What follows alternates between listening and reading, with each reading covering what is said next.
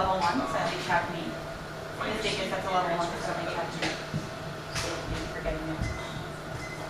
When I say go, you have 1 and silently enter the room.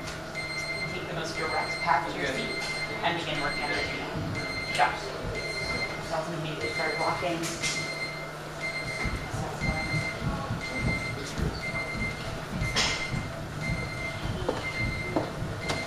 No one's faster than Miss McDonald. Miss McDonald's down pushing in her chair, picking up the pencil, ready to go. Urgency, Miss McDonald. Good first one together. Keep moving. Beautiful.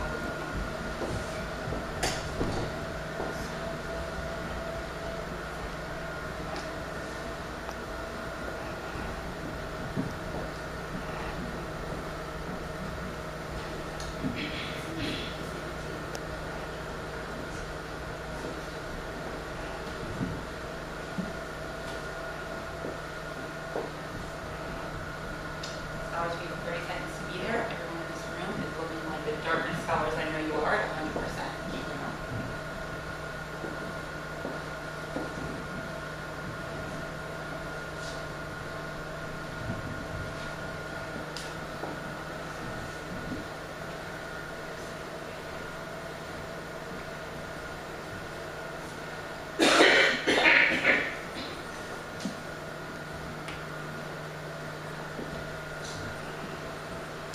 And scholars, silently put your pencils down and track me in the next 3. Miss McDonald, silently put her pencil down. She's sitting in perfect slant. Put your pencils down and track me in the next 2, in the next 1, and 0. Good morning, Dartmouth. Good morning, Ms. Roth. And cut. Okay, stop. Okay, zoom out. What I missed, what'd you guys do? Talk about your experience. Well, I did the silent talking. I kept asking, what did we do? Was it clear during that time that it needs to be silent? Yes. Yeah. Great. Other thoughts? How about my level 1 C, you guys, when you weren't tracking me? Clear? Okay, great. What would be the most effective way for me to debrief why something was not following directions? Like the difference here. Or maybe like with silent talking, like when we came into your room, we said it would be silent talking and, meant with your work. And the first time you came over, she was, this is silent talking, we need you to focus. I'm just thinking, I don't know, do you do that to a student as well, like silently, and that way they get it? Sometimes maybe they're in their own zone and they're hearing the words, but they're totally zoned out. Do you want to? I can speak to that, yeah. Do you want to? I think I understand the question. So, we often use what's called non-verbals when we're giving a direction. So like if I say pencils down, and sometimes I know there's a scholar who frequently doesn't have their pencil down, or maybe I have their eyes, but I'm looking at them and I'm like, are you with me right now? I'll be like, pencils down, or we're entering the room silently. Also just because kids hear us talk a lot, and not everyone processes the same way. So it's helpful to make sure.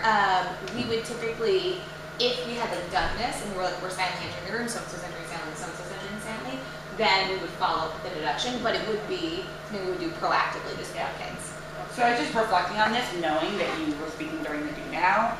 I would have said something like, when we were coming in, Miss McDonald silently working on her do now. We're at 100% silence in the room, and I use both proximity and a nonverbal to be like, I gotta have my eye on Miss Saw, because she is struggling with staying silent in the do now. Okay, I think then it might be helpful for me to, if I want to talk into the screen, or if any of you guys want to say, what was the difference between when a scholar got it not following directions and when they didn't? Okay, is this a one-on-one Canvas? Yeah. Regarding the do now, how many minutes will they have for the do now? It depends on each class. There'll always be a running timer. This would probably be a 3-minute do now. So for me, I kind of went a little bit beyond my trouble card here. But I leaned over intentionally because I know that's a comfort zone for some kids to write.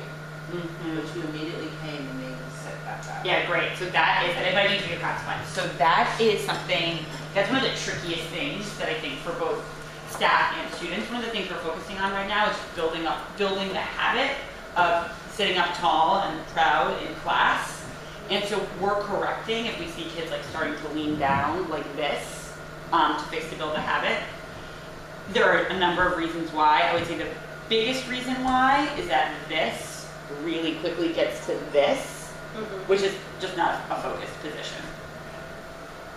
So maybe just with that, so a verbal, note to the student that, I need you to sit up because you're sitting tall and that will help your posture. Like maybe have them connect with the reason so that it's like, okay, if I'm doing this, I'm being professional. So sit up straight because we're being professional, and then they can take the behavior and not just learn it, but understand why that behavior needs Yeah. to be done. Or even Parents just set the sit up story. straight so Yeah. we can focus, so Right. it But I gears think into to what they're Ren's doing. mom, right? It was to Ren's mom? Yeah. She said this morning that her teacher would say to them, I need you to sit up straight like if you're preparing to go to college.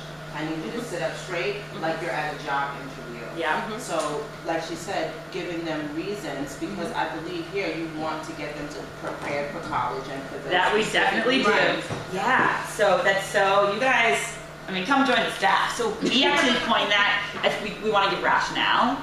So when we're asking for, that is the best practice, I should have done it, quite honestly. But our teachers are trained to do it and should be doing it, which is sit up straight like you're in an interview. Sit up straight or sit up straight and take up space like you're important. And making sure that scholars see this isn't me trying to, as a teacher, trying to control your body. This serves a greater purpose.